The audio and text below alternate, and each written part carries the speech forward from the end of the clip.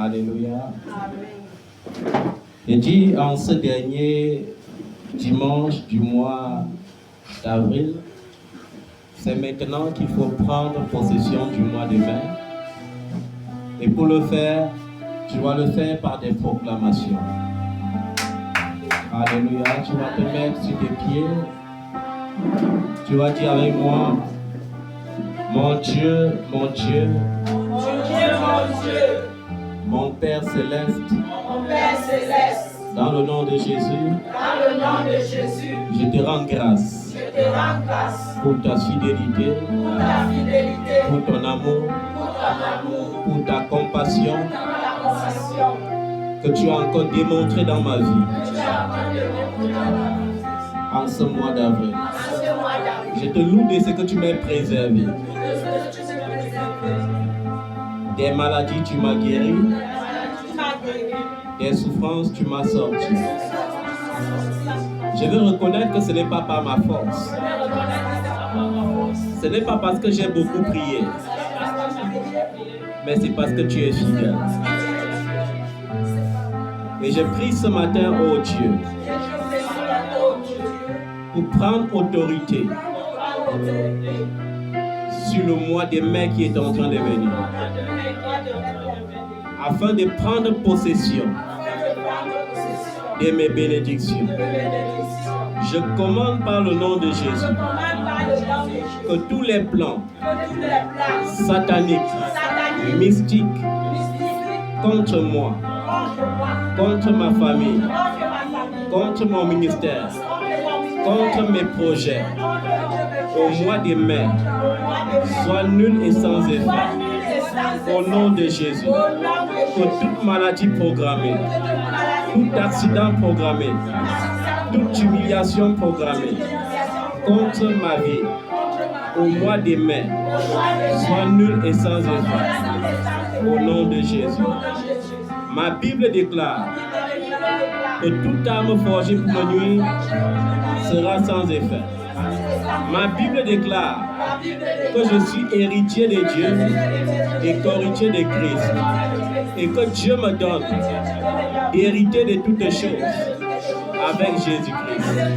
C'est pourquoi je proclame que mon mois de mai est un mois de restauration, un mois de bénédiction, un mois de succès, un mois de portes ouvertes. Les bénédictions vont surabonder dans ma vie. Au mois de mai, la réussite s'attachera à ma vie. La gloire, la faveur de Dieu s'attacheront à ma vie. Au mois de mai, au nom de Jésus. Je mentionne le sang de Jésus sur mon mois de mai. Je mentionne le sang de Jésus sur mes attentes, sur mes projets. Et je déclare que le voleur ne volera pas. Je déclare que le voleur ne volera pas. Que tout ange déguisé en forme humaine qui est venu pour accomplir les desseins de Dieu dans ma vie se place sur mon chemin et qu'il me bénisse. Que tout démon qui a pris la forme de la chair pour me tenter dans le but de me faire échoue dans sa mission. Au nom de Jésus, que Dieu déverse en moi un esprit de discernement. Un esprit de discernement. Pour que je discerne tous ceux qui m'approcheront au nom de Jésus. Que toute connexion qui ne vient pas de Dieu dans ma vie soit brisée. Que toute connexion mandatée par l'ennemi pour détruire ma gloire, pour voler le dessein de Dieu. Seigneur, que cette connexion soit brisée. Je prie et je déclare les aides de destinée dans ma vie en ce mois de mai au nom de Jésus. Parce que le Seigneur a vaincu les autorités et les dominations. Je proclame que les autorités de ma nation agiront toujours en ma faveur Au nom de Jésus. Je déclare que les autorités des nations agiront toujours en ma faveur. Au nom de Jésus. Père Saint, ce matin, mon âme est dans la joie. Apprends-moi, Seigneur, à t'aimer comme tu m'as aimé. Apprends-moi, Seigneur, à te connaître davantage. Ne laisse pas la lettre m'énorgueillir. Ne laisse pas la lettre s'aimer l'orgueil en moi. Donne-moi la révélation de ta parole. Au nom de Jésus. Amen. Vous savez, bien-aimé, tu ne peux pas adorer Dieu plus que la dimension de la révélation que tu as de Dieu. Tu ne peux pas adorer Dieu au-delà de tes limites de la connaissance de Dieu. Tu ne peux pas adorer Dieu plus que ce que tu sais de Dieu. Malheureusement, il y a certains qui n'ont aucune révélation de Dieu. La seule chose qu'ils connaissent de Dieu, c'est ce que la théologie les a enseigné. La seule chose qu'ils connaissent de Dieu, c'est ce qu'on les a enseigné. Mais Dieu est un Dieu qui est un Père pour toi. C'est un Père qui veut se révéler particulièrement en toi. C'est un Dieu qui veut communier particulièrement avec toi. Et cela n'est possible que si tu le cherches. Et la Bible dit que Dieu te dit, si tu me cherches, alors je me laisserai trouver par toi. Alléluia. Est-ce que tu le cherches véritablement à la dimension qu'il veut que tu le cherches depuis le début de cette année? Est-ce que tu le cherches vraiment? Alléluia. Mon âme bénit le Seigneur et mon esprit magnifie son nom, car la mort n'a pas pu le retenir, même dans le tombeau. Jésus est Seigneur, même dans le tombeau. Jésus est Seigneur. Mon âme bénit le Seigneur et mon esprit magnifie son nom, car la mort n'a pas pu le retenir, même dans le tombeau. Jésus est Seigneur, même dans le tombeau. Jésus est Seigneur, même dans mes problèmes. Jésus est Seigneur, même dans mes problèmes. Jésus est Seigneur, même dans mes soucis. Jésus est Seigneur, même dans mes soucis. Jésus est Seigneur, même dans mes difficultés.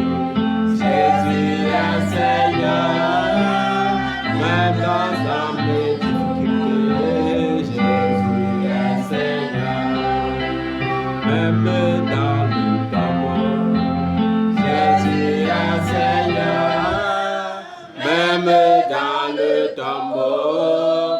Jésus est Seigneur, même dans le tombeau. Jésus est Seigneur, même dans le tombeau. Jésus est Seigneur. Mon âme bénit le Seigneur et mon esprit magnifie son nom, car la mort n'a pas pu le retenir, même dans le tombeau. Jésus est Seigneur, même dans le tombeau. Jésus est Seigneur. Le tombeau qui symbolise mes péchés, mes soucis et mes pleurs. Le tombeau qui symbolise ma souffrance. Jésus est Seigneur, mon âme bénit le Seigneur. Et mon esprit magnifie son nom, car la mort n'a pas pu le retenir, même dans le tombeau. Jésus est Seigneur, même dans le tombeau. Jésus est Seigneur. Il faut que tu crois que dans le tombeau, Jésus a laissé tous tes problèmes. Il a laissé tes maladies, il a laissé tes difficultés, il a laissé tes souffrances, il a laissé tous tes problèmes. Il a laissé, il n'y a rien que Jésus n'a point payé. Il a payé entièrement ta dette. Tu n'es plus redevable au camp de l'ennemi. Et je veux en ce fin de mois d'avril commander à tous ceux qui te revendiquent encore, tous ceux qui réclament encore ta paix, tous ceux qui s'opposent à la vie de Dieu dans ta vie, tous ceux qui s'opposent à la joie de Dieu dans ta vie, tous ceux qui s'opposent à ton bonheur, par les réclamations sataniques, par les réclamations de sang et de chair. Je veux que ce matin tu comprennes que ta dette a été entièrement payée. Et parce que ta dette a été réglée à la croix, parce que Jésus est sorti victorieux du tombeau, je proclame que par la puissance de la résurrection, tout ce que l'ennemi utilisait pour t'asservir devient maintenant anéanti par le puissant nom de Jésus. Amen. Si c'est le célibat qui te réclame, rappelle au célibat que la dette a été entièrement payée. Amen, Seigneur. Et pendant que tu es en train de rappeler cela dans ton cœur et dans ta pensée, alors ce joug de célibat est brisé désormais. Amen. Si c'est la pauvreté, la errance, je viens commander ce matin que tout démon dans ta vie qui t'a servi par les dettes, qui te maintient par les dettes, ce matin, par la puissance du nom de Jésus, je commande que ce démon soit lié, qu'il sorte de ta vie, qu'il soit renvoyé dans les abîmes, qu'il soit renvoyé dans les abîmes, qu'il soit renvoyé dans les abîmes, au nom tout-puissant de Jésus, qu'il soit renvoyé dans les abîmes, au nom tout-puissant de Jésus. Que tout ce que l'ennemi utilise encore, même si c'est un péché dominant dans ta vie, même si c'est un caractère dominant dans ta vie, rappelle-toi d'une seule chose, c'est que par Jésus, Dieu t'a donné le pouvoir d'être son propre enfant. Tu n'es plus l'enfant de ce monde. Tu n'es plus l'enfant de ce siècle. Le chef, le prince de ce siècle n'a rien à voir avec toi. Parce que tu es fils, tu es fille de Dieu par la foi. Et par cette foi qui triomphe du monde, par cette foi qui triomphe du monde, reçois la grâce de la victoire. Amen. Et triomphe du monde. Amen. Et triomphe des tentations. Amen. Et triomphe des tentations. Amen. Et triomphe du péché. Amen. Et triomphe du malheur. Amen. Et triomphe de la médiocrité. Amen. Et triomphe de la saleté. Amen. Et triomphe des humiliations. Amen. Par le nom de Jésus. Amen. Ne regarde pas les injures. Ne regarde pas les intimidations. Ne regarde pas la pression de ce siècle. Beaucoup te diront, depuis que tu as cru, qu'est-ce qui a changé dans ta vie? Beaucoup te diront, tu vas à l'église te cacher parce que tu veux cacher ta misère. Comme on a souvent dit à certaines de mes filles, le célibat te dérange au point que tu vas te cacher dans les églises, espérant qu'un de vos soi-disant frères t'épousera. Mais laisse-moi te dire Ceux qui te disent ça ne le disent pas parce qu'ils sont heureux dans leur ménage. Ils ne te disent pas cela parce qu'ils sont heureux dans le monde. Ils te disent cela parce qu'ils veulent te décourager et t'attirer dans leur système. Et t'attirer dans le système du monde. Mais laisse-moi t'annoncer ce matin que Jésus est la source de la joie. Amen. Il est la source de la stabilité. Amen. Il est la source de la victoire. Amen. Et il assurera ton bonheur. Amen. Parce que personne ne peut espérer en lui et être confus dans la suite des temps. Tu ne seras pas confus dans ton espérance. Au nom de Jésus. Amen. Alors, le petit message que le Seigneur veut nous donner ce matin, une courte exhortation pour sa gloire, est focalisé sur Jean chapitre 8, le verset 36. Et qu'est-ce que Jean chapitre 8, verset 36 nous dit? Vous connaîtrez la vérité et la vérité vous rendra libre. Si tu as tout l'argent du monde et tu n'es pas libre, est-ce que tu peux t'estimer riche? Si tu as tout le bonheur du monde et tu n'es pas libre, est-ce que tu peux dire que tu es heureux? Non. Mais Jésus te dit, tu connaîtras la vérité et la vérité t'affranchira. Cette vérité, c'est quoi? C'est que tu dois sortir du système de ce monde. Amen. Même dans la religion, il y a un système de pollution de nos jours. Vous allez voir comment des leaders veulent seulement abrutir les chrétiens pour mieux les manipuler. Plusieurs chrétiens utilisent ou bien font usage de la théologie dans le but de vous abrutir et de vous manipuler. Et c'est le même système. Dans une nation où les gens sont abrutis, ils subissent les inclusions sociales, ils subissent les injustices, mais ils ne peuvent pas se plaindre tout simplement parce qu'ils sont des abrutis. C'est la même chose. Dans certaines assemblées, les gens sont tellement abrutis que leur espérance ne se repose plus sur Jésus, mais se repose sur un daddy ou un général ou un homme de Dieu, et ils savent bien se donner des titres. Mais il faut que tu comprennes que pour qu'un enfant de Dieu soit épanoui, il faut qu'il soit réellement enfant de Dieu. Et ce qui te distingue des autres chrétiens, c'est que tu es habité et tu marches avec le Saint-Esprit. Amen. Un enfant de Dieu qui n'est pas habité par le Saint-Esprit et qui ne marche pas par le Saint-Esprit n'est pas un enfant de Dieu. D'ailleurs, dans Romains chapitre 8, qu'est-ce que l'apôtre Paul dit? Tous ceux qui ont l'Esprit de Dieu sont fils de Dieu. Celui qui n'a pas l'Esprit de Christ ne lui appartient pas. Donc, il faut t'assurer.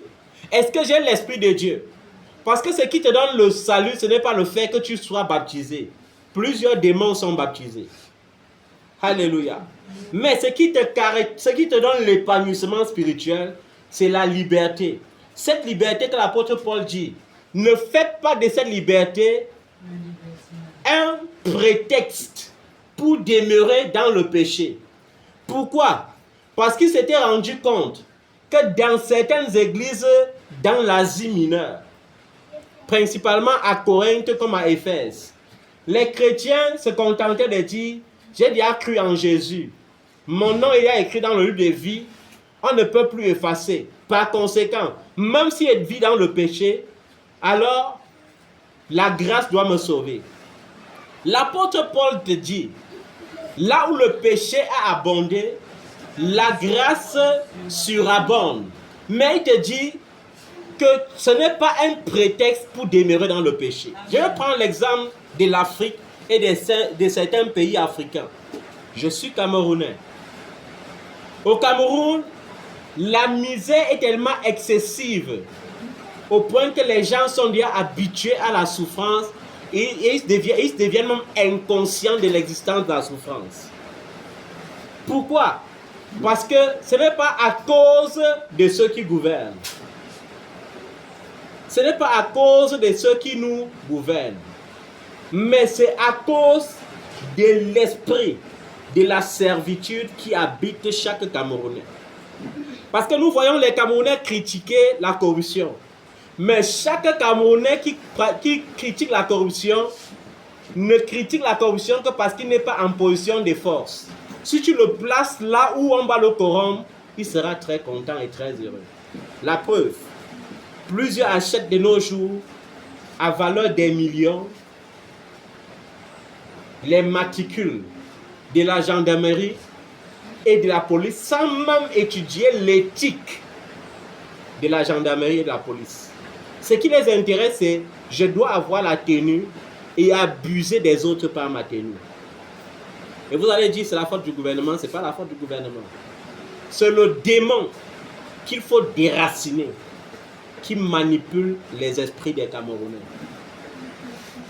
Et toi, en tant qu'enfant de Dieu, tu dois être hors de ce système. Ce démon ne doit même pas t'approcher. Et pour que ce démon ne t'approche pas, il faut que tu demeures dans la vérité qui a franchi. Amen. Le plus grand malheur des enfants de Dieu aujourd'hui, qui les empêche de connaître cette liberté, c'est que comme je disais, un leader doit venir, il doit chercher à épater le peuple de Dieu, il va commencer à donner les enseignements qu'il a tirés d'une théologie malsaine et même incomprise de lui-même. Il doit vous parler par exemple de Lilith. Comme j'ai vu une de mes filles un jour qui allait à l'église, on l'a parlé de Lilith. Et je lui ai dit, quand tu prononces ce nom même seulement, tu es justement en connexion avec les légions des démons. Parce que tu prononces comme ça le nom de la mère qui enfante des millions d'esprits démoniaques par jour. Et ton leader, pour t'épater dans ton ignorance, te pousse à connaître ce nom qui ne peut pas te sauver. Le seul nom qui va t'intéresser, c'est le nom de Jésus. Parce que c'est au nom de Jésus que tout genou fléchira et toute langue confessera que Jésus-Christ est Seigneur. C'est au nom de Jésus que tes problèmes vont fléchir. C'est au nom de Jésus que tes maladies vont fléchir. C'est au nom de Jésus que tes difficultés vont s'arrêter. Ce n'est pas au nom d'un ange. Ce n'est pas au nom d'un archange. Ce n'est pas au nom même de Marie, comme certains se vantent de dire toujours, il faut l'appeler parce qu'elle avait intercédé en disant, faites ce qu'il vous dira. La déformation de la parole de Dieu. J'ai examiné certaines guérisons que Jésus a fait dans la Bible. J'ai vu l'une des premières guérisons. C'était quoi? C'était qui? Jésus a guéri l'une des premières guérisons dans la Bible. C'était qui? C'était qui les lecteurs de la Bible? L'une des premières guérisons que Jésus a opérées au début de son ministère, c'était la guérison de qui? C'était qui? Non. C'est vrai que vous ne lisez pas la Bible. C'était qui? On va prêcher ensemble. C'était qui? L'une des premières guérisons dans la Bible, c'était qui? Jésus n'a même jamais connu la mère de Pierre. C'était qui? La belle-mère de Simon-Pierre. Pas sa mère. Alléluia. Et c'est écrit dans quel livre? Dans tous les évangiles et principalement dans Matthieu 8, versets 14 à 15. La Bible dit que Simon-Pierre a amené Jésus dans sa maison. Et arrivé, Jésus a vu que la belle-mère de Simon-Pierre était atteinte de la fièvre. Il l'a touché et la fièvre l'a quitté. Est-ce qu'on a dit qu'il a crié? Est-ce qu'on a dit qu'il a prié? Il l'a touché et la fièvre l'a quitté. Et par conséquent, elle a retrouvé ses forces et elle s'est levée pour les servir. Alléluia. Amen. Après ça, Jésus a guéri combien? Il a guéri un sourd à Décapole, dans la ville de Décapole. C'est écrit dans Marc 7, versets 31 à 37. Pourquoi je cite tout cela? Pour que vous évitez le piège qui se trouve dans nos églises pentecôtistes. Parce que nos églises pentecôtistes sont devenues un lieu de pollution. On a passé le temps à critiquer les religieux avec leurs idoles. À dire, vous collez les photos de Marie chez vous, vous collez les photos des anges chez vous, vous marchez avec le chapelet, vous faites ceci. Mais nous sommes devenus encore plus pires qu'eux. Puisque quoi? Certains leaders pentecôtistes vendent leurs photos à leurs enfants et les ordonnent de coller dans les voitures, de coller dans leur maison, dans leur chambre, dans leur boutique. C'est la malédiction. Certains leaders fabriquent les bracelets et vendent aux chrétiens qui doivent porter pour toujours marcher avec. C'est de l'idolâtrie. On a alors critiqué les religieux. Pourquoi? Alors qu'on veut être plus pire que les religieux. Il est temps que vous sortez de ces genres d'envoûtement, de ces genres de manipulation. Alléluia. Après ça, Jésus a guéri le paralytique à la piscine de Bethesda. Dans la ville de Bethesda, Jésus n'a pas guéri seulement le paralytique. Il a guéri le paralytique dans Jean 5, versets 1 à 15. Il a guéri l'aveugle qui n'est pas l'aveugle né, parce qu'il y avait un aveugle né, mais il y a aussi eu un aveugle. On ne mentionne pas s'il était né aveugle. Il y a des gens qui deviennent aveugles avec le temps. Celui-ci, certainement, il voyait d'abord, mais un jour il est devenu aveugle. Et Jésus l'a guéri, comme il est mentionné dans Marc, chapitre 8, versets 22 à 26. Ça, c'est ce que vous allez lire à la maison. Quand je donne, vous devez relever. Il a guéri l'aveugle né dans Jean 9, versets 1 à 41. Il a guéri le fils d'un officier romain dans Jean 4, versets 43 à 54. Il a guéri une femme courbée. Une femme comment? Courbée. Dans Luc chapitre 13, verset 12. Il a guéri un homme qui avait la main paralysée ou sèche. Dans Matthieu 12, verset 10. Je ne parle pas de la femme atteinte de la perte de sang, parce que c'est la femme atteinte de la perte de sang qui a eu la foi et qui a manifesté l'action prophétique de sa guérison. Alléluia. Mais j'aimerais attirer ton attention lorsque je cite cela. Lorsque Jésus guérissait les gens, il leur donnait des recommandations. Quand on guérit quelqu'un qui a été dans la servitude pendant beaucoup d'années, qu'est-ce qu'il veut faire? Montrer sa loyauté et sa fidélité. C'est pourquoi certains disaient à Jésus, je veux te suivre. Mais qu'est-ce que Jésus disait? Va plutôt dans ta famille et dis ce que Dieu a fait pour toi. Alléluia. Va plutôt dans ta famille et dis ce que Dieu a fait pour toi. Et à certains, il disait, tais-toi, ne répands pas la rumeur de ta guérison. Est-ce que vous comprenez ça? Mais de nos jours, vous devez comprendre qu'il y a la différence et qu'il y a la manipulation. Un homme de Dieu, à tout hasard, impose la main à quelqu'un avec peut-être, ils appellent ça souvent le sang de Jésus. Par exemple, il prend le vin, il consacre et il te dit, prophétiquement, ça c'est le sang de Jésus. Il met sur la tête de quelqu'un, la personne guérit, et ça devient directement un instrument de commerce dans l'église. C'est-à-dire que désormais, le sang de Jésus doit être pris contre une offrande. Est-ce que vous avez vu parmi les guérisons-ci, une seule personne à qui Jésus a dit, donne l'offrande pour sceller ta guérison? Et c'est cette maladie qui gangrène les églises aujourd'hui. Viens sceller pour la prédication. Viens sceller pour la parole que tu as entendue. Viens sceller pour le miracle qui vient de s'opérer dans ta vie. Viens sceller. Viens sceller. Dieu m'a dit, il faut que tu donnes une forte offrande. C'est la manipulation. Ça ne vient pas de Dieu. Ça prive les gens de leur liberté. Ça détruit la liberté que le Seigneur nous a donnée. Ça détruit la liberté que le Seigneur a prévue pour toi. Je ne suis pas en train de te dire que je suis contre les offrandes. Mais je suis en train de te dire que Jésus nous a sauvés gratuitement. Et tout ce que nous faisons dans la maison de Dieu doit être par notre cœur et non par une loi dictée par le leader. Est-ce que vous comprenez ça? Il y a des gens qui tombent encore dans les pièges. Ils partent dans l'église et le leader lui dit, Dieu a dit que tu apportes une offrande de taureau.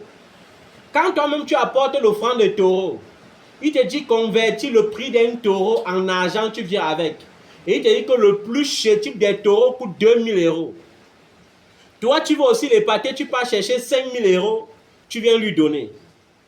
Dis-moi un peu, quand Jésus est mort à la croix, c'était la fin des sacrifices. Lorsqu'il t'attire dans le sacrifice, tu deviens un être maudit par la loi. Et c'est comme ça que beaucoup de pentecôtistes, surtout les enfants qui sont dispersés dans le monde, vous savez, les Africains ont été tellement habitués au marabout que lorsque les charlatans se déguisent en prophètes, ils sont obligés d'aller voir les charlatans pour payer des miracles qui n'existeront même jamais. Si je t'envoie en Europe, tu vas en Europe à l'âge de 20 ans. Tu te concentres sur tes études et après tu oublies que tu es noir. Tu veux devenir plus blanc que le blanc. Ça veut dire que tu prends la mentalité du blanc, tu cultives plus que la mentalité que tu avais. Conclusion, tu te retrouves à 45 ans, sans fiancé, sans enfant. Tu as un boulot. Dis-moi, est-ce que tu es heureux? Et maintenant, à cause de la pression, au lieu que tu comprennes que tu es l'auteur même d'abord, l'actrice de ton malheur, et que tu te repentes sincèrement devant Dieu en t'humiliant, tu commences 2 systèmes. Premier système, tu peux t'acheter un mari. Vous savez, les hommes sont prêts à tout pour avoir les papiers. J'ai vu les femmes donner de l'argent en Afrique pour qu'on paye leur dot avec. C'est que c'est elle-même qui donne l'argent à l'homme, paye ma dot. Et après ça, elle fait les papiers, il monte. Et 6 mois après, il divorce et il fait venir sa part des femmes qu'il avait ici. À qui la faute? Et après ça, tu dois accuser toutes les tantes de ta famille. Tu dois accuser tous les oncles de ta famille et si l'accusation ne suffit pas, tu dois accuser ta mère. Tu dois accuser ton père. Et les prophètes qui sont en fait, certains prophètes déguisés en prophètes vont t'encourager dans ce système. Te faire perdre complètement ta liberté parce que lorsqu'une personne a perdu sa liberté, on peut la manipuler comme on veut. J'ai vu un soi-disant prophète me contacter. Parce qu'il y a des enfants que parfois, pour se vanter, disent « J'ai mon père spirituel au Cameroun ». Et parfois, donne même mon numéro à certains charlatans sans m'aviser. Et maintenant, un charlatan vient et il se présente comme étant un prophète. Or, il oublie que la Bible dit les esprits des prophètes sont soumis aux prophètes. Amen. Parce que si tu es prophète, lorsque tu rencontres un prophète, tu sais que voilà un prophète. Mais lorsqu'il me dit qu'il est prophète, je regarde dans sa vie, je fais le scan spirituel, je vois, il n'a même pas été appelé.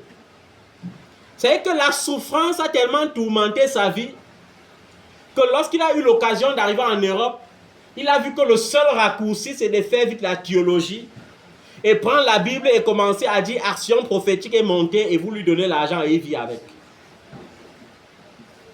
Et maintenant, l'erreur, c'est que le bon monsieur croit qu'il doit prophétiser dans ma propre vie. L'erreur. Il me dit, homme de Dieu, Dieu a ouvert mes yeux. Dans le règne de l'esprit, j'ai vu que ton ancienne voiture était la marque Peugeot et ça avait tué quelqu'un. Et je me mets à rire au téléphone.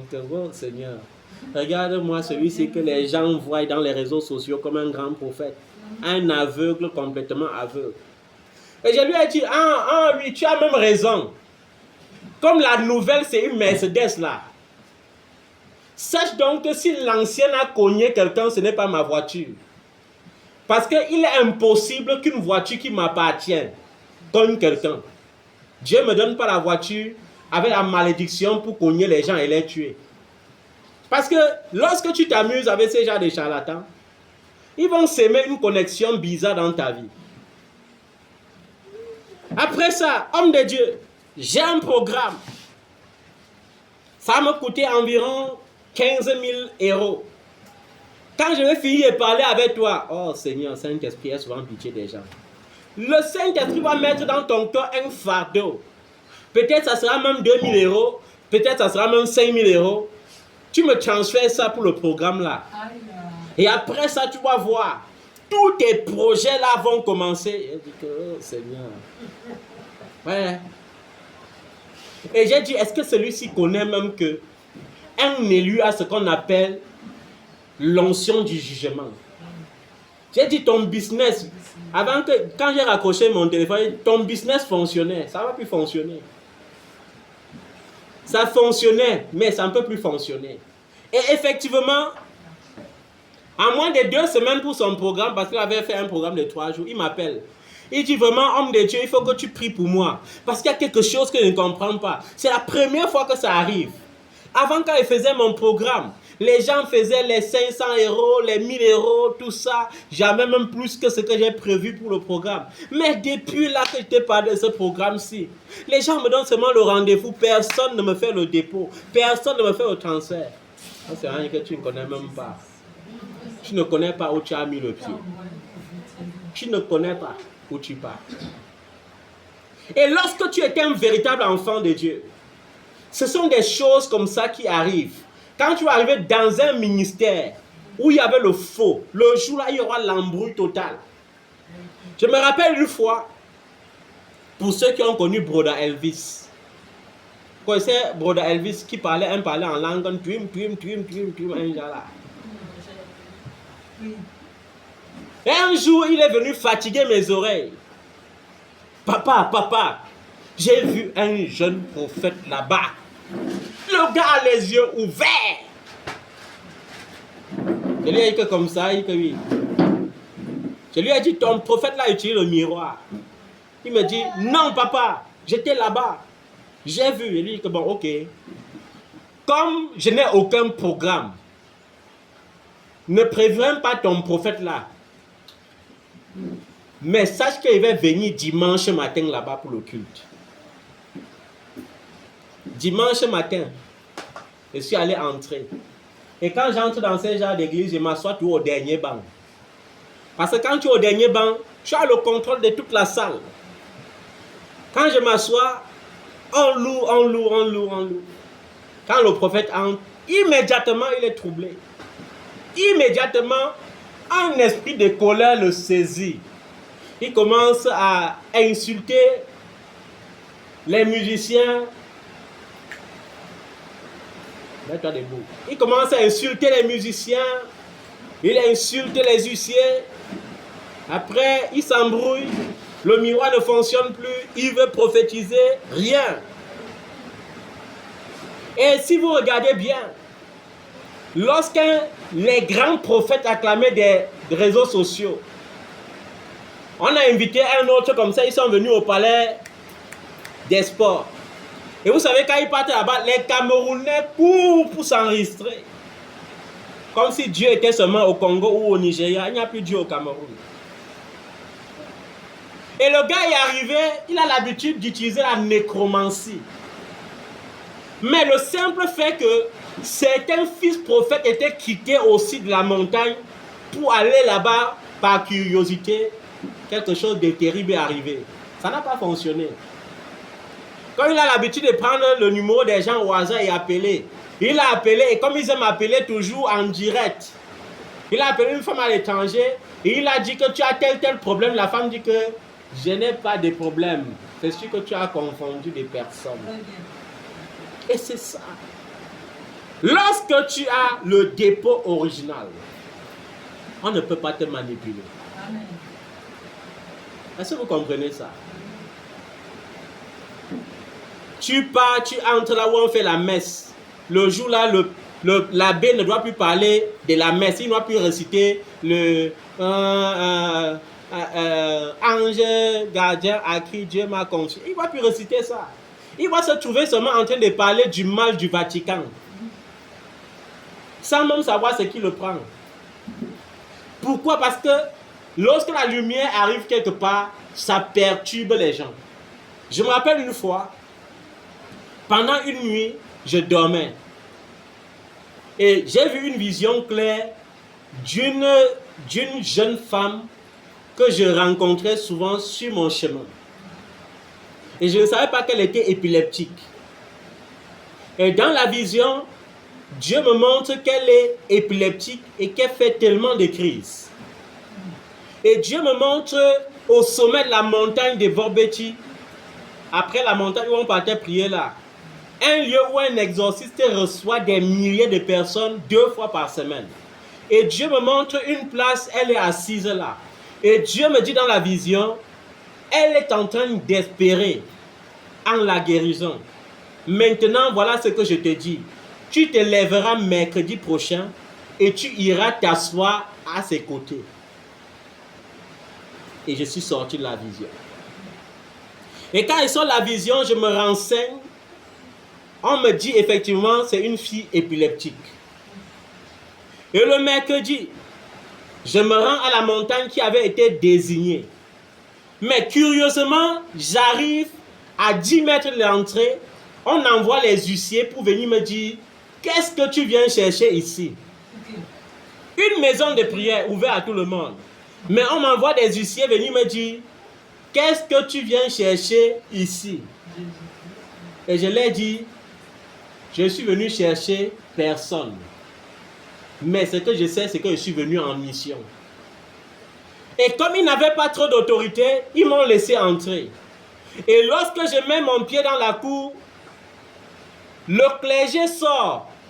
Il se met à l'extérieur de la cour. Il abandonne tous ses brebis dedans.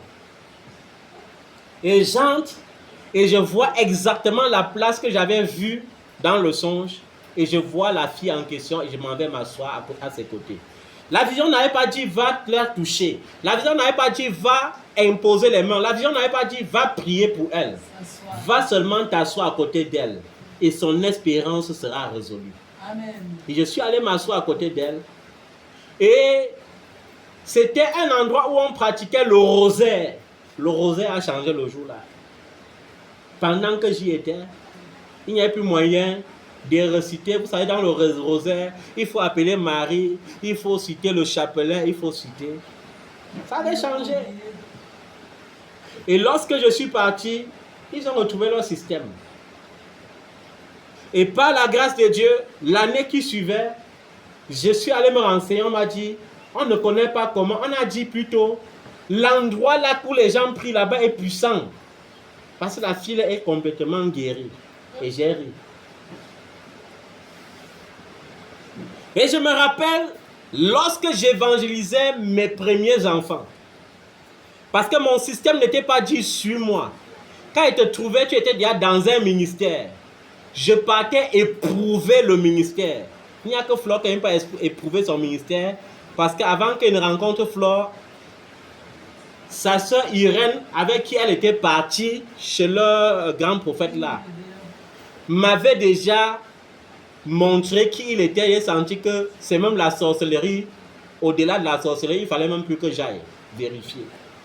Mais quand j'ai rencontré ma fille Gisèle, elle m'a parlé du sang de Jésus. Elle m'a parlé de quoi? Du sang de Jésus. Moi-même, je buvais le sang de Jésus.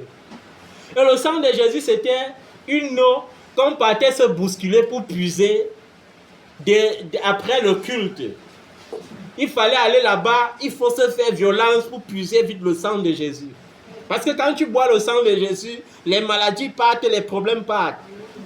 Et au marché central, il y avait certains païens même, qui venaient même bien aussi boire le sang de Jésus. Vous savez, les païens ont trop la foi dans certaines choses.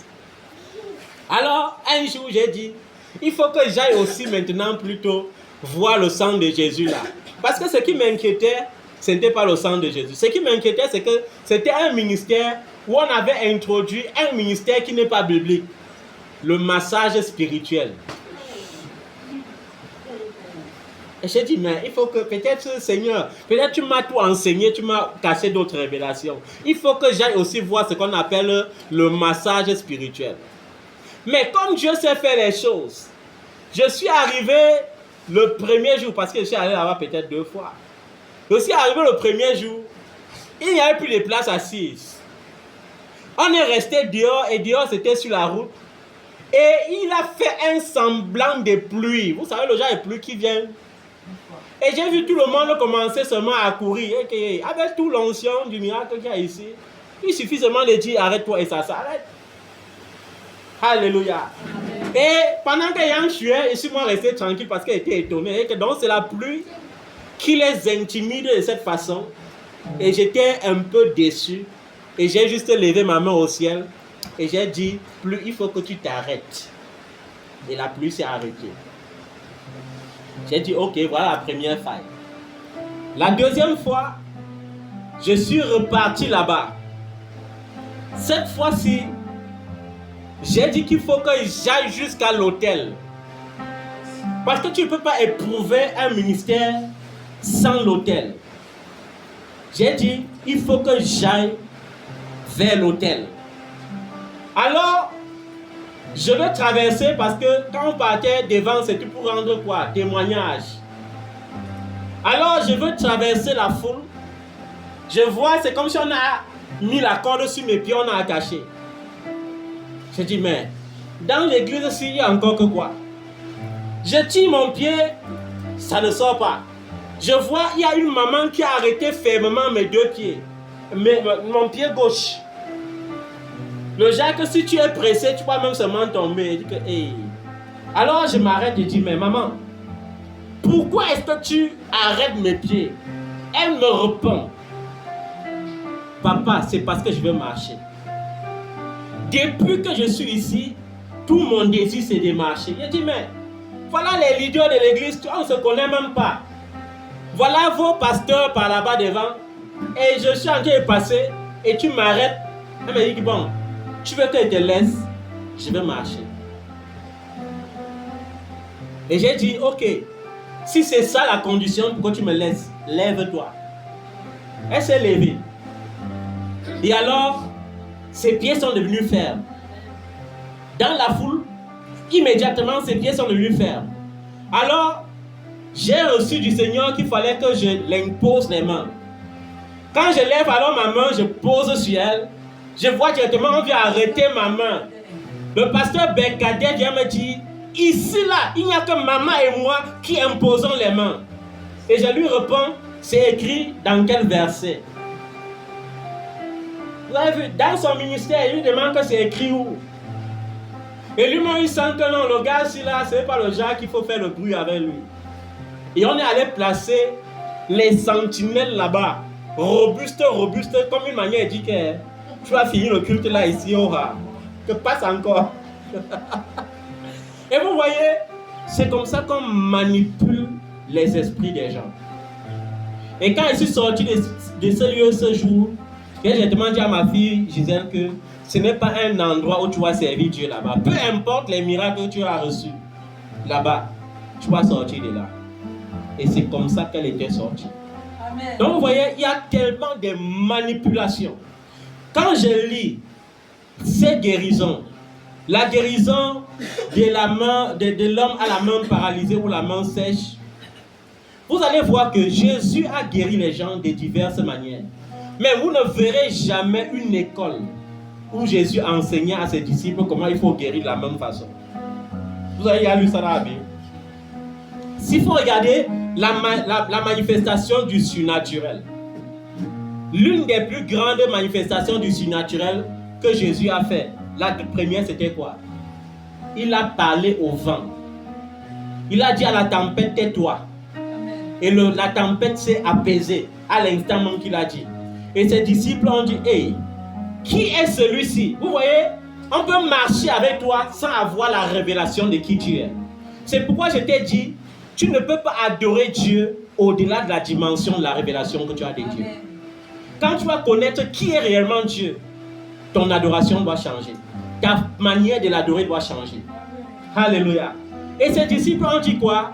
Qui est celui-ci à qui obéissent même le vent et la mer?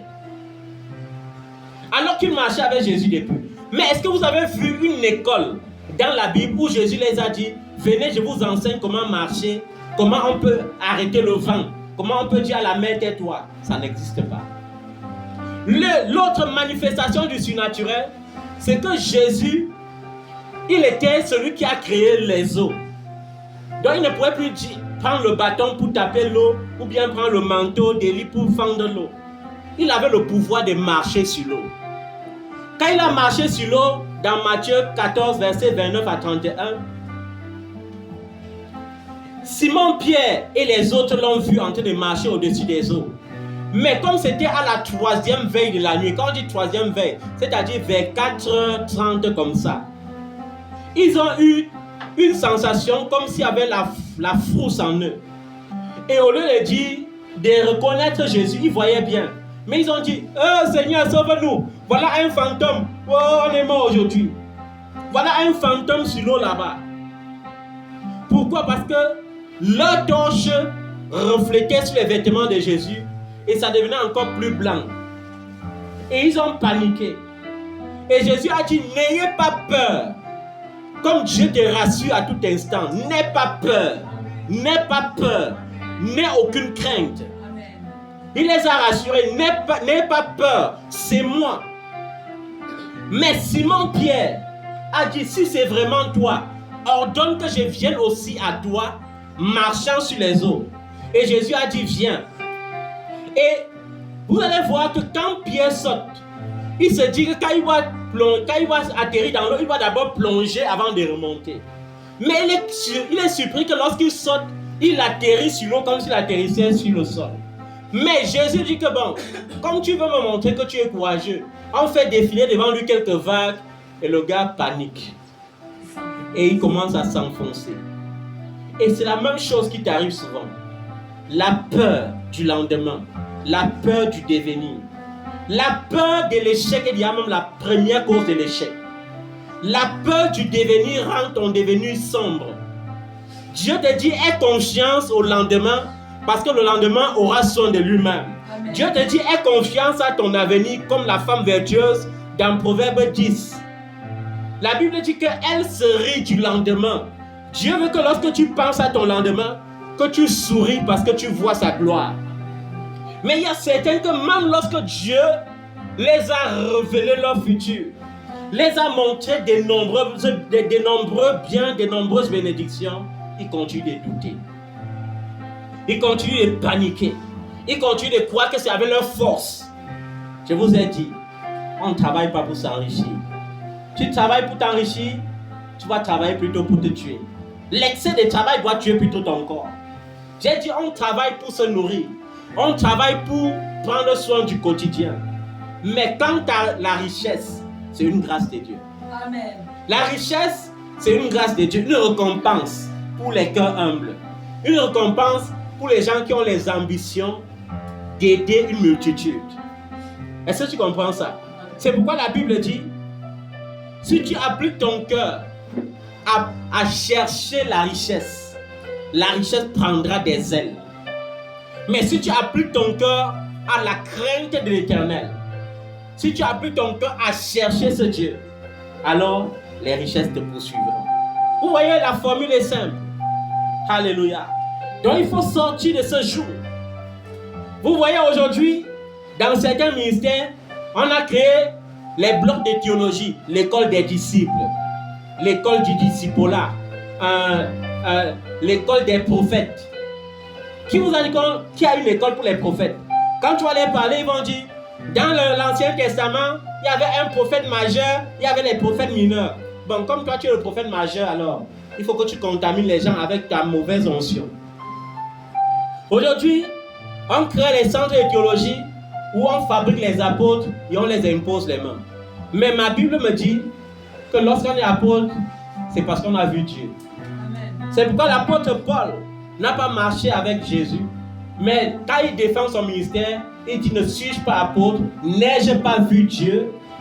N'ai-je pas vu Dieu?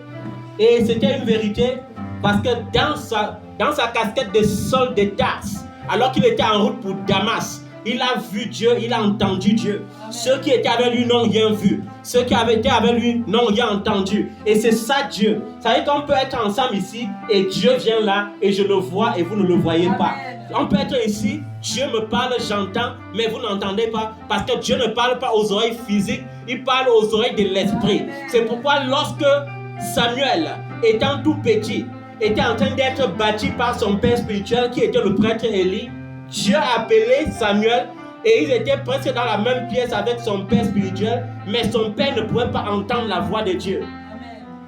Et Dieu a dialogué avec Samuel et la Bible dit le prêtre Élie était couché à côté là-bas, mais il n'a rien entendu. C'est pourquoi à la fin il pouvait dire à Samuel: qu'est-ce que Dieu t'a dit? Et aujourd'hui les gens font comme si Dieu, ce Dieu omniprésent n'est plus omniprésent. Comme si ce Dieu omniscient n'est plus omniscient. Il est le même, il n'a pas changé. La Bible me dit, dans Hébreux chapitre 13 au verset 8, que Jésus-Christ est le même hier, aujourd'hui, éternellement. Ça veut dire qu'il n'a pas changé. Il est le même qui a ouvert les yeux des aveugles. Il est le même qui a guéri ces gens que j'ai cités. Il est le même qui peut te guérir. Il est le même qui peut changer ta situation, comme il a changé la situation de cette femme qui souffrait de la perte de sang. Il est le même qui peut changer ton histoire, comme il avait changé l'histoire de cet homme qui souffrait d'une paralysie depuis 38 ans. Il n'a pas changé. Alléluia. Amen. Il faut sortir de ce système. Qui vous a dit qu'on impose les mains à quelqu'un pour qu'il devienne prophète? C'est écrit où? Puisqu'un prophète est une propriété divine, le prophète est tellement consacré par Dieu que Dieu te dit dans 2 Chroniques 20 que quoi? Que quoi? Confie-toi à l'Éternel et tu seras affermi. Confie-toi au prophète et tu réussiras. Alors que pour les hommes ordinaires, Dieu te dit malheur à l'homme qui se confie à l'homme. Mais il te dit confie-toi au prophète, pas à l'homme, au prophète. Parce qu'il sait qu'il est le Dieu des esprits des prophètes. Amen. Les prophètes sont tellement importants aux yeux de Dieu qu'il dit que lorsqu'un prophète dira quelque chose, même pour s'amuser, il l'accomplira. Alléluia. Il fera quoi? Il l'accomplira. C'est pourquoi il dit aux gens qui aspirent toujours à être prophète, est-ce que tu maîtrises d'abord ta bouche? Lorsque tu vas prier pour un enfant, comme je prie souvent, et l'enfant va te mépriser, est-ce que tu auras le courage de le bénir? Parce que tu peux devenir... La Bible dit que quoi? Nous portons en nous 2 odeurs. Nous portons en nous 2 parfums. Le parfum des vies pour ceux qui doivent vivre, le parfum des morts pour ceux qui doivent périr. Et la Bible dit que quoi? Celui qui se cogne en moi sera brisé, et celui sur qui je me cogne sera écrasé. Vous voyez? Maintenant, si tu sais Dieu sans l'Esprit de Dieu, sans l'amour de Dieu, et que tu es véritable, et tu ne sais pas maîtriser ta langue, tu vas mettre les gens en danger. Vous avez vu dans la Bible, lorsque Jacob a fui son beau-père Laban, il y a certaines personnes qui sont comme Rachel, qui sont dans la maison de Dieu, mais qui ont leur Dieu. Rachel avait pourtant cru au Dieu de son mari, mais elle était attachée au Dieu de son père. C'est pourquoi la Bible dit qu'elle a volé les figurines de son père, parce qu'elle voulait chaque fois se cacher pour prier les dieux de son père. Et la Bible dit que son père a constaté que ses figurines ont disparu. Il a dit que mais Jacob là, non seulement il vole mes filles, il vole mes petits-fils, il vole encore tous mes biens. Bon, supposons que les biens là, ce sont même ses biens parce qu'il a utilisé la ruse, il a gagné. Mais il vole mes enfants, il vole mes petits-enfants, et il vole encore même mes dieux. Non, allons le chercher, vers le tuer. Et la Bible dit, Lorsqu'il est arrivé vers Jacob, Jacob était surpris. Mais Jacob ne savait pas qu'il portait toujours en lui l'onction de son grand-père, de son arrière-grand-père Abraham. Et il a ouvert la bouche, il a prophétisé la mort sur celui qui avait volé les dieux, sans même savoir que c'était sa propre femme qui avait volé les dieux. C'est pourquoi la Bible dit que lorsque Rachel a enfanté Benjamin, la grossesse était bénie, très difficile. L'accouchement était tellement difficile et après cela, elle a rendu l'âme. Pourquoi? Parce qu'elle portait déjà le joug de la mort sur sa vie. C'est pourquoi un enfant de Dieu doit être conscient d'une chose. C'est que ta bouche ne doit pas être comme une source qui a double sortie. Ta bouche doit être une source de bénédiction que la Bible appelle l'eau douce.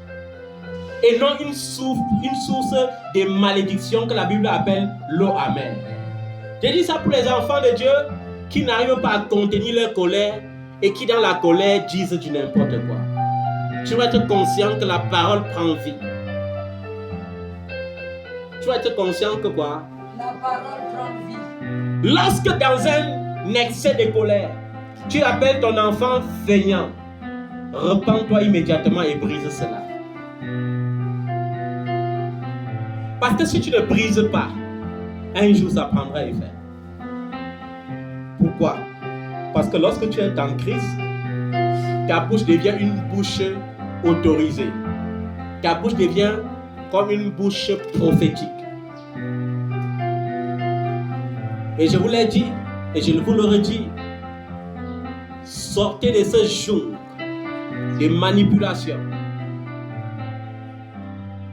Il y a dans ma famille des gens qui font la promotion de la théologie et qui parfois m'invitaient même. Mais à un moment donné, j'ai dit, mais je ne peux pas participer à ça. Pourquoi? Parce que vous voyez les gens qui n'ont aucun appel sur leur vie. Vous les formez, après vous les imposez les mains et vous les appelez pasteurs. Et vous poussez les gens à pécher en les appelant pasteurs. Ils sont pasteurs comment? Pasteurs de qui? De la théologie. Et de quelle théologie? De ta théologie. Je me rappelle une fois, lors de l'ouverture du temple de l'un de mes frères, j'étais invité et je ne pouvais pas refuser. Parce que qui n'est pas fier de voir son frère devenir homme de Dieu? Mais quand je suis arrivé là-bas, on m'a donné ma part des tâches. Ma part des tâches, c'était conduire les offrandes. C'était conduire quoi? Les offrandes. Et vous connaissez mon système, la libéralité. Et on se disait que j'étais du même équipe, du même temps. Donc quand on m'a mis sur cette rubrique, on savait que non, quand le père va se lever avec son onction, même les derniers 10 000 que le père avait cachés dans sa poche, il va retirer ça pour aller déposer. Mais quand je me suis levé, j'ai dit le Seigneur aime qu'on donne sans contrainte, avec un cœur joyeux. Alors si tu sens dans ton cœur que tu vas donner l'offrande, tu viens déposer. Ils ont compris que le type-ci là, il a tout gâté. Et on a lancé la louange, les gens sont venus déposer les offrandes. Mais comme l'équipe n'était pas satisfaite du système, on est venu prendre le micro et on a raconté. Vous savez, ce qui me plaît sur certains leaders pentecôtistes, c'est qu'ils fabriquent même les témoignages. Vous savez que le gars ment jusqu'à toi, même si sent que le mensonge là n'a plus de place. Et les gens sont devant en train de dire amen dans son mensonge. Et dans mon cœur, ça me pique et je dis, Seigneur, qu'est-ce qui m'a même fait venir ici? Le gars, pour toucher les gens, pour que les gens viennent donner l'argent, il se lève. Il dit, vous savez, l'offrande, c'est quelque chose de très important. Et je vous dis ça parce que j'ai aussi vécu l'expérience. J'avais ma fille, très intelligente. Elle n'avait jamais échoué. Elle arrive au bac, elle échoue. Elle échoue la deuxième fois. Je la prends, je l'envoie à Cotonou parce que c'est plus facile là-bas. Elle échoue encore. Je la prends, je change encore de pays. Elle échoue toujours. j'ai échoué la 4e fois. Alors, je suis entré dans le secret avec Dieu. Et Dieu m'a dit, si tu veux que ta fille passe le bac, il faut que tu choisisses 10 enfants de Dieu, 10 enfants des 10 serviteurs. Et tu payes leur pension entièrement la prochaine rentrée. Là, ta fille doit passer. Je m'attendais à ce qu'ils disent, il y avait l'un qui fréquentait dans une école où on paye 700 000, ou bien il y avait l'autre qui... Donc ta fille peut fréquenter là où on paye 1 million. Mais il faut choisir quand même les serviteurs que les pensions, c'est même 10 000 ou 20 000. C'est facile à payer. Exactement comme certains enfants de Dieu qui jouent avec la dîme. Que lorsqu'ils n'avaient rien, quand ils avaient 10 000, ils savaient que 1 000 francs, c'est facile à donner comme dîme. Quand ils ont eu 100 000, ils ont dit que donner 10 000, c'est facile. À un moment donné, ils se trouvent dans des situations rentables où ils ont les 5 millions, les 10 millions, ils commencent à dire la dîme là n'est même pas obligatoire. Donc je vais prendre 1 million comme ça chaque mois pour aller donner à l'église. Non, c'est pas obligatoire.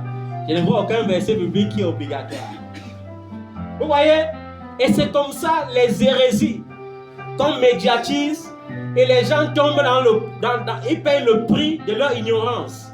Vous voyez un homme de Dieu qui vient dans TikTok, il dit, je vais prier pour toi, j'ai une prière puissante, voilà ce que Dieu a dit, mais pour que ça s'active dans ta vie, partage d'abord massivement et ça va activer ton miracle.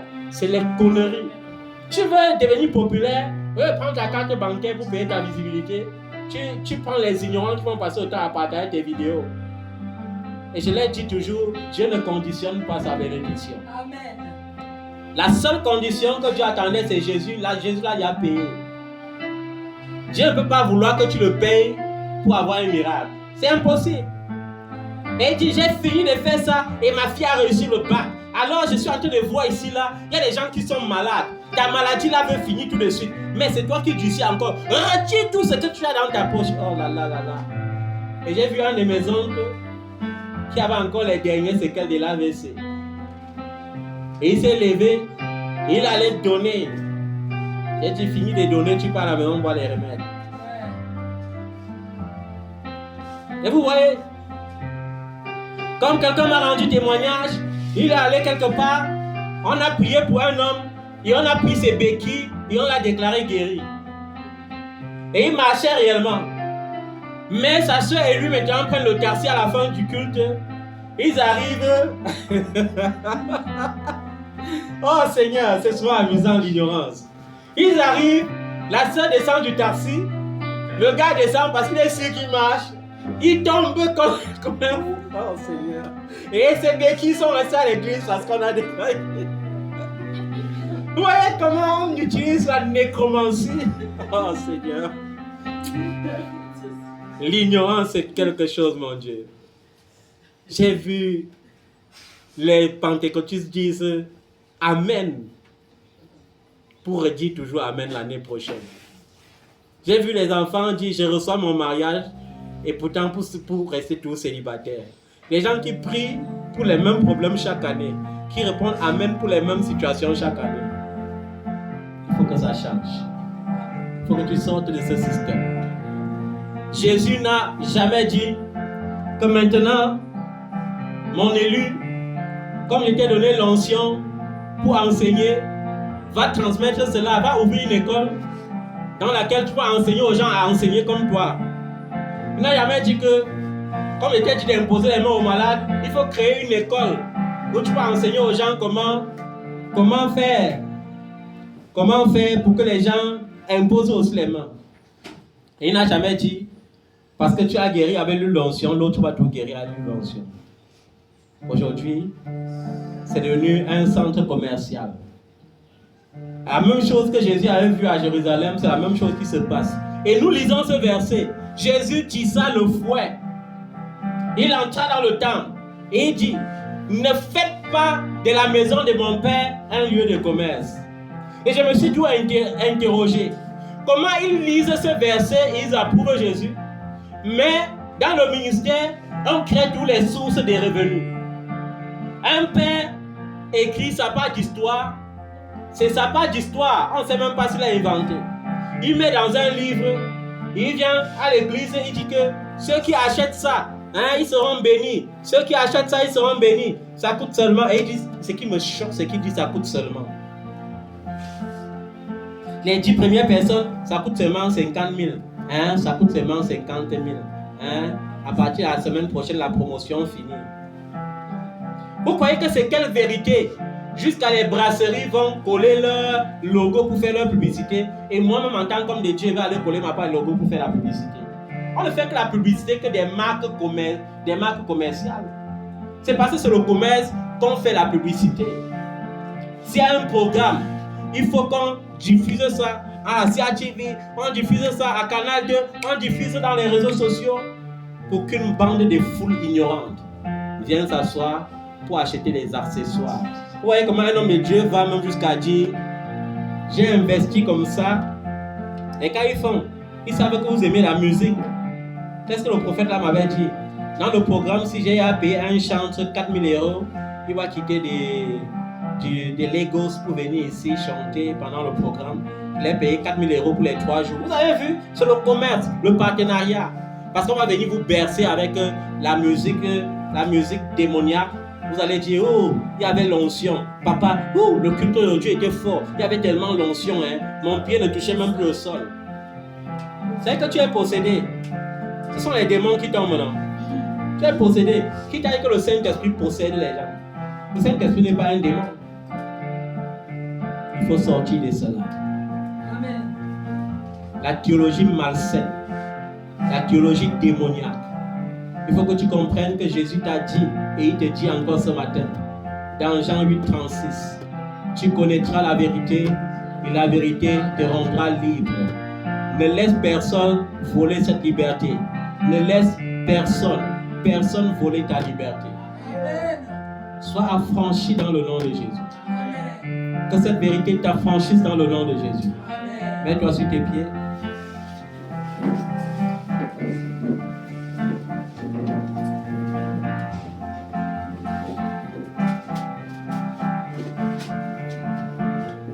Dis avec moi, merci Seigneur pour chaque révélation. Merci Seigneur Jésus, tu es ma source. Merci Seigneur Jésus, parce que tu m'as franchi ce matin. Parce que tu me délivres ce matin. Parce que tu me donnes la vraie vie ce matin. Tu me donnes la vraie paix ce matin. Seigneur, je te suis reconnaissant pour tes bienfaits. Pour tes bienfaits dans ma vie. Depuis janvier jusqu'à ce jour, tu n'as pas cessé de me bénir.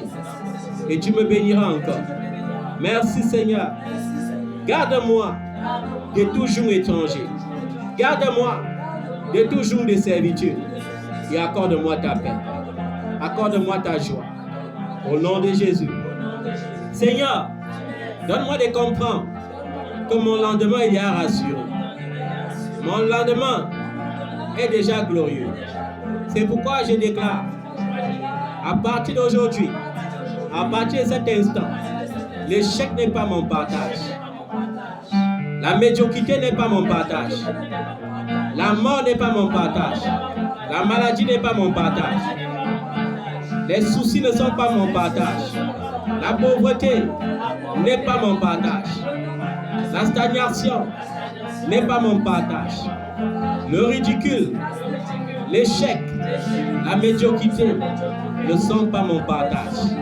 Au nom de Jésus, Père, je proclame que les bonnes choses, les grandes choses vont s'accomplir dans ma vie. En ce mois de mai, je recevrai des grandes et des bonnes nouvelles. L'échec, la déception ne seront pas mon partage. Au nom de Jésus, partout où je demanderai le secours, j'aurai le secours. Partout où je demanderai recours, j'aurai recours au nom de Jésus. Partout où je soumettrai mes dossiers seront acceptés. Au nom de Jésus. Je déclare dans mon mois de mai les aides de destinée qui qui vont accomplir les desseins de Dieu dans ma vie, qui vont accomplir le dessein de Dieu dans ma vie, les aides de destinée pour que mes finances abondent et pour que mes finances surabondent au nom de Jésus. Merci Seigneur parce que tu es Dieu. Merci Seigneur parce que ton règne n'a pas de fin. Au nom de Jésus. Que ton nom soit loué. Que ton nom soit célébré. Que ton nom soit exalté. Que ton nom soit béni. Dans le puissant nom de Jésus. Est-ce que tu peux l'acclamer ce matin?